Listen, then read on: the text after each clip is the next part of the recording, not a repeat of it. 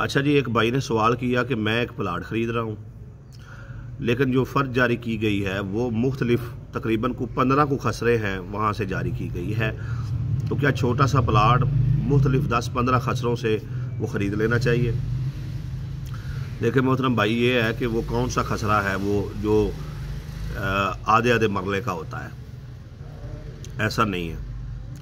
बात ये है कि वो उसकी बची हुई जगह है 15 खसरों में थोड़ी थोड़ी पड़ी हुई है, उसकी उसने एक फ़र्द निकलवाई है और मुश्तरका खाते में से एक जगह से आपको प्लाट दे रहा है, बस इतनी सी बात है। ठीक है जी। यहाँ पर भी जवाब ये है कि अगर तो वो सारे जो बंदे जो हैं मुश्तरका खाते वाले वो आपस में मुत्तफिक हैं और कोई मसला नहीं खड़ा करेंगे और उसने मालकी तो उसकी है ना, थोड़ी थोड़ी निकलवा कर आपको एक फ़र्द बनवा कर रजिस्ट्री करके दे दी है तो मसला नहीं है। दूसरा, आपने चेक करना है कि वो जो थोड़े थोड़े फुट जो है वो निकलवा कर दे रहा है वो कोई गलियों वाले तो नहीं है। ये ना हो कि वो आधा आधा मरला जो है वो 10 खसरों से अपना फ़र्द निकलवाए और एक जगह से किसी दूसरे बंदे के खसरे से जो है वो आपको कब्ज़ा दे दे। ठीक है ना जी। आप खुद सोचें वो कौन सा प्लाट है जो 15-20 खसरों पर मुहित होता है, ऐसे तो नहीं होता। ठीक है जी।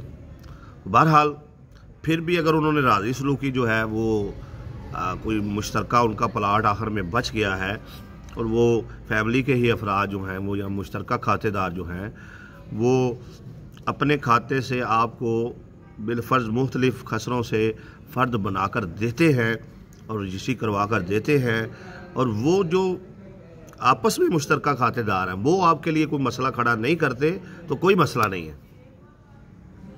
ठीक है ना जी। लेकिन अगर मुश्तरका खातेदार भी हिस्सेदार हैं और वो खसरा नंबर आपने 45 में प्लाट ख़रीदा है और कब्ज़ा आपको खसरा नंबर 47 में दे रहे हैं तो मसला तो बन जाएगा ना। खसरा नंबर 47 का रकबा भी तो पूरा करना है। इसलिए कोशिश करें कि आप जो प्लाट ख़रीद रहे हैं उसके सारे मामलात क्लियर हों, ये बात ज़हन में बैठाएं। ठीक है जी।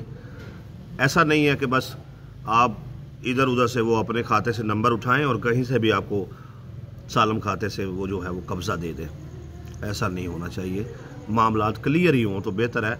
बाकी अगर वो कोई इशू नहीं है और उन्होंने आपस में तकसीमें की हुई हैं और वो प्लाट पड़ा हुआ है और उन्होंने आपस में कोई झगड़ा भी नहीं है तो आपकी रजिस्ट्री हो जाती है, इंतकाल हो जाता है, कब्ज़ा मिल जाता है, मसला नहीं है। मसला खड़ा उसके मुश्तरका खातेदारों ने ही करना है।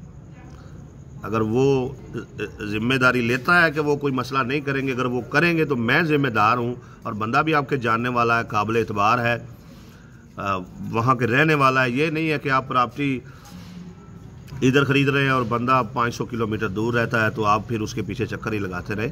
आपके शहर का हो, आपकी गली का हो, आपके मोहल्ले का हो, साथ करीब किसी गाँव का हो, जहाँ आपको पता हो कि अगर ये कोई मसला खड़ा करेगा तो मैं इसके पास जा सकता हूँ, इससे बातचीत कर सकता हूँ और आप इस पावर में हो कि अगर वो फराड करे तो आप उससे अपने पैसे ले सकते हैं तो फिर ख़रीद लें। ठीक है जी।